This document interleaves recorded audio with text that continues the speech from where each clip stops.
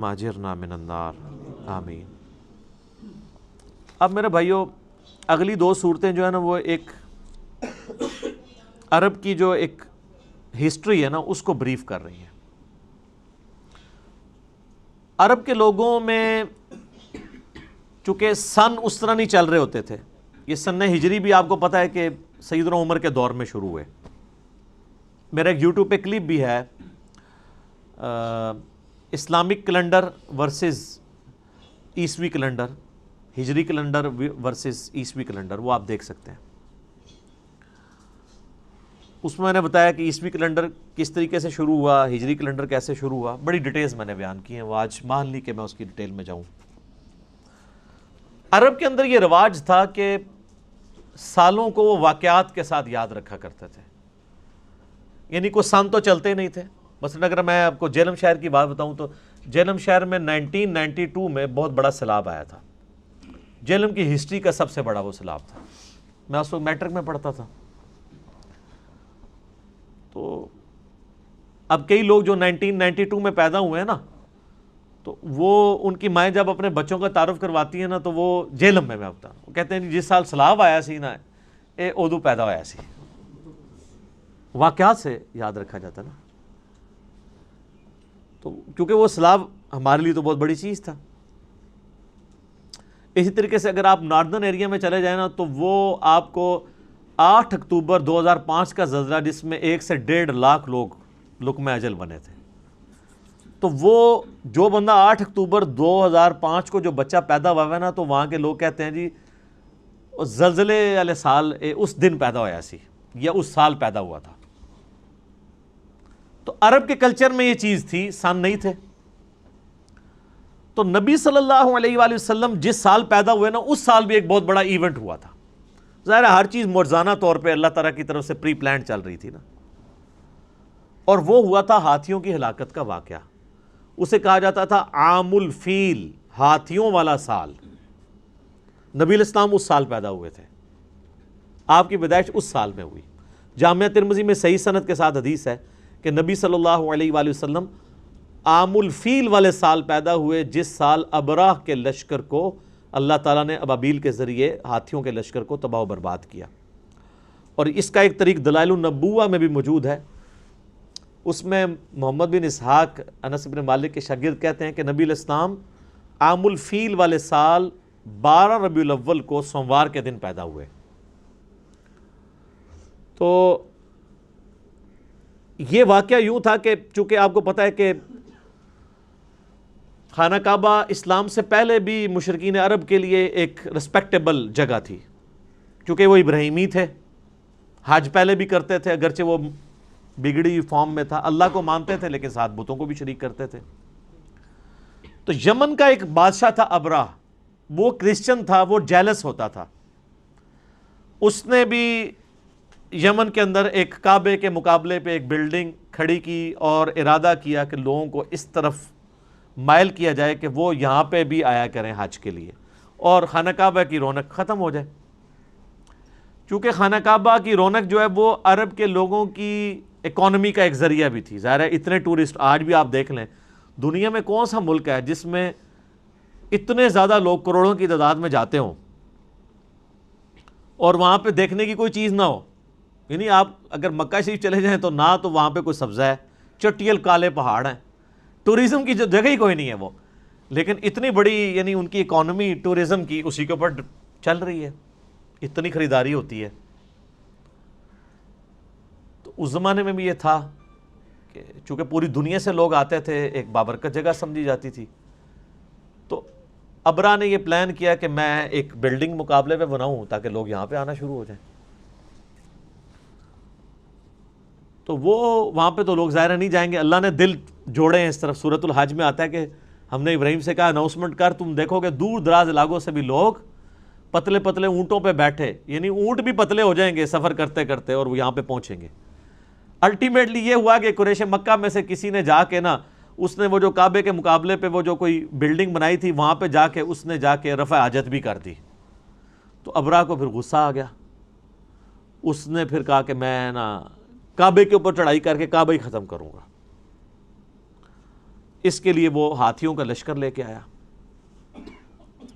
اور یہ ایک معجزانہ واقعہ تھا۔ اللہ تعالیٰ نے اس سال کو ایک منسوب کرنا تھا اس چیز کے ساتھ، ادروائز تو بعد میں صحیح مسلم میں آتا ہے یزید نے بھی کعبے پہ چڑھائی کی ہے، خانہ کعبہ کی ایک دیوار بھی ڈیمیج ہوئی، غلاف کعبہ بھی جل گیا، اس کے بعد حجاج بن یوسف نے بھی یہ کیا۔ تو اس وقت تو کوئی اللہ تعالیٰ کی طرف سے غیبی مدد نہیں آئی ہے، حتیٰ کہ بخاری میں آتا ہے قرب قیامت میں ایک کالا حبشی پتلی ٹانگوں والا کعبے کی اینٹ سے اینٹ بجا دے گا۔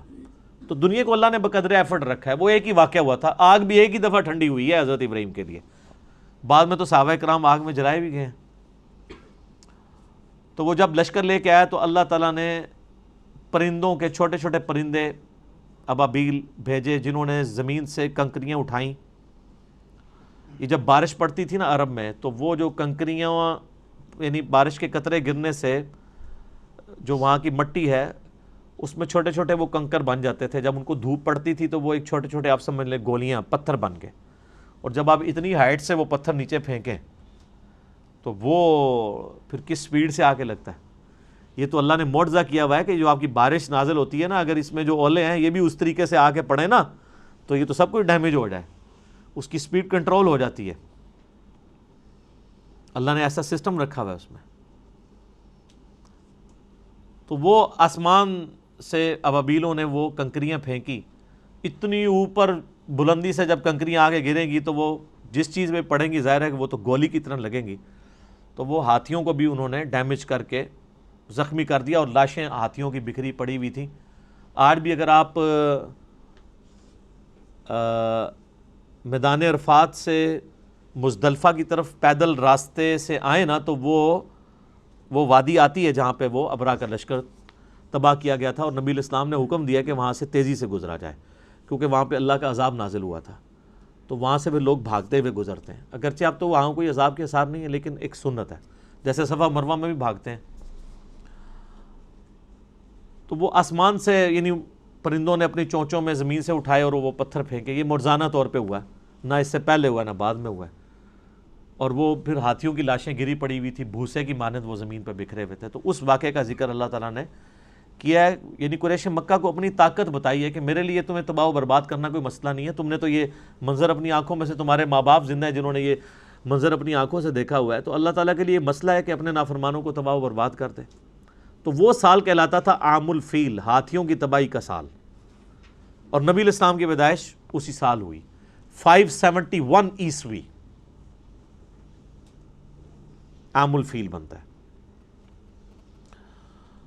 الم تر کیف فعل ربک باصحاب الفیل، کیا تم نے نہیں دیکھا کہ تمہارے رب نے ہاتھی والوں کے ساتھ کیا سلوک کیا؟ الم یجعل کیدہم فی تضلیل، کیا اللہ نے ان کے مکر و فریب کو ناکام نہیں کر دیا؟ کتنے کر و فر کے ساتھ وہ بادشاہ آیا تھا کہ میں کعبے کو ڈھانے جا رہا ہوں، پھر بدماشی اس نے کی۔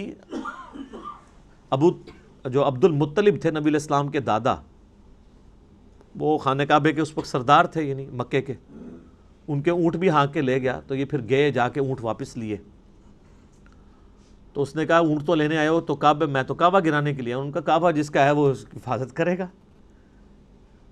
یعنی عبد المطلب کا جو یقین تھا نا کعبے کے بارے میں، وہ آج کی سعودی حکومت کا نہیں ہے، یہ میں آپ کو یہ بتانا چاہ رہا ہوں۔ تو اللہ تعالیٰ فرماتا ہے کہ دیکھو ہم نے ان ہاتھی والوں کے ساتھ کیا کیا، ان کے مکر و فریب کو ناکام کر دیا۔ وَأَرْسَلَ عَلَيْهِمْ طَيْرًا أَبَابِيل، اور ہم نے بھیج دیے ان پر پرندے، غولوں کے غول، تَرْمِيهِمْ بِحِجَارَةٍ مِّن سِجِّيلٍ، جو ان پہ رمی کرتے تھے، برساتے تھے ان پہ پتھر، کنکریاں، چھوٹے چھوٹے پتھر کی کنکریاں اوپر سے پھینک، بس انہوں نے پھینکے ہی ہے، ظاہر ہے انہوں نے کوئی گنیں نہیں تھی اٹھائی نہیں، اتنی بلندی سے اگر چھوٹا سا پتھر بھی پھینک دیا جائے تو سر وہ آپ کو پتا ہے، آپ کو آج سائنس بتائے گی نا کہ ہر سیکنڈ میں 9.8 میٹر پر سیکنڈ کی رفتار اس میں ایڈ ہوگی ویلاسٹی، جو گریویٹیشنل ایکسلریشن ہے۔ تو سر آپ اتنی سی بھی چیز اگر آپ بلندی سے پھینک دیں اور ہر سیکنڈ میں اس کی رفتار 9.8 میٹر فی سیکنڈ ایڈ ہوتی انڈر گریوٹی کہاں سے کہاں آ جائے گی۔ آپ کو میں بتاؤں، یہ جو میزائل ٹیکنالوجی ہے نا، میزائل میں دو چیزیں ہوتی ہیں نا، ایک اگلا حصہ اس کا ہوتا ہے جو میزائل والا جس میں وار ہیڈ ہوتا ہے، اور ایک پیچھے والا حصہ ہے جس کو راکٹ کہا جاتا ہے.